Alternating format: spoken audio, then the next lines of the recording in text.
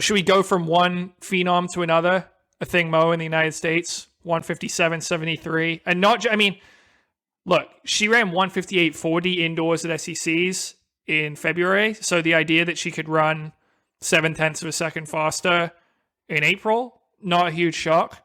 What was a shock was her splits in this race. 60.0, 57.7, and she just ran that 60 the first lap. I was like, she just looked so easy and so smooth. It looked like she was jogging, and then she just picks it up, lengthens the stride out a little bit, and it's 57.7 coming home. This was just dominance.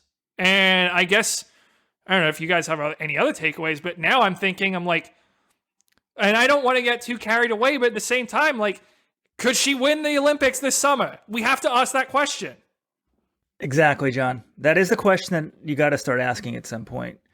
Because, I mean, everyone thought Ajay Wilson was going to win the Olympics last year. I mean, the World Championships were 2 years ago, I guess now. But the intersex women are out. Caster Semenya will not be running the Olympics.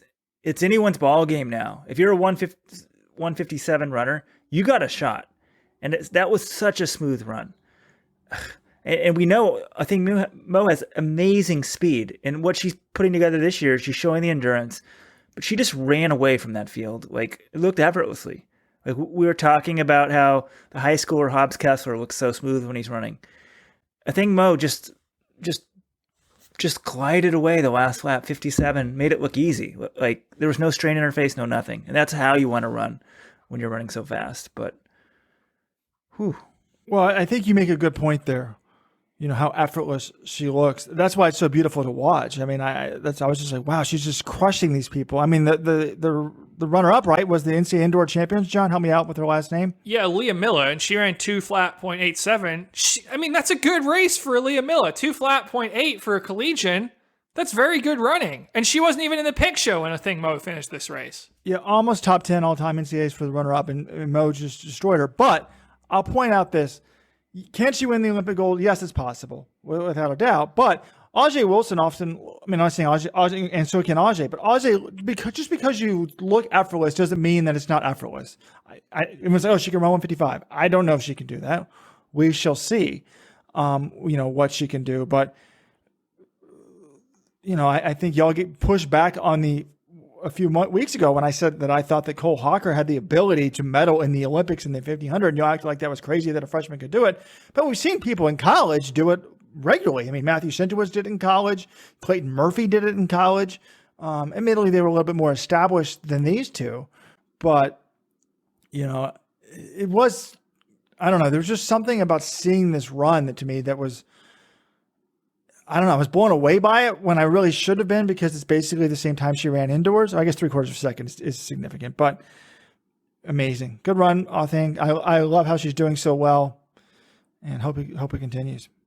Yeah, and I don't think, look, the fact that we're asking the question, could she win the Olympics? I don't think that, I hope this doesn't create an expectation that she should be. Like, she's 18. If she misses the team this year, I don't think that's a disaster. You look, Donovan Brazier, when he was the same age, he missed the team. He turned out all right.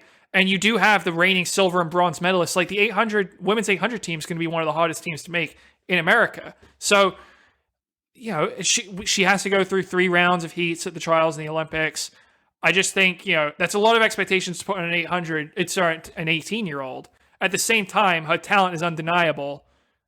Could her season end in August with an Olympic gold? Yeah, it could. It could also end in June with her going out of the trials. And that's okay. Like, she's got a very, very bright future and a very, very bright present. I'll say that as well. Yeah. Right now I'm trying to think of this, but her odds of not making the Olympics are actually, they're greater than her odds of winning the Olympics. I mean, I think it's more likely she doesn't make the team. The U.S. is stacked at 800 right now. And the question marks, I think, are how does she do going through rounds? So this year, her 800 times didn't match her 600 times. So endurance was a question. She's younger. And at the trials, you got to go through 3 rounds of the 800. So can she do that? She's not coming at this. She's coming at from more of a sprint background. So that's a big question mark. Does she hold up at the trials? Can she actually make the team? And then if she were to get to Tokyo, repeat that again versus an even tougher field. But the U.S. field at the top is almost as good as the Olympic. I mean, that's how good the U.S. women are right now. Well, I guess you could say that, but I don't know. Do we need to talk about Raven Rogers?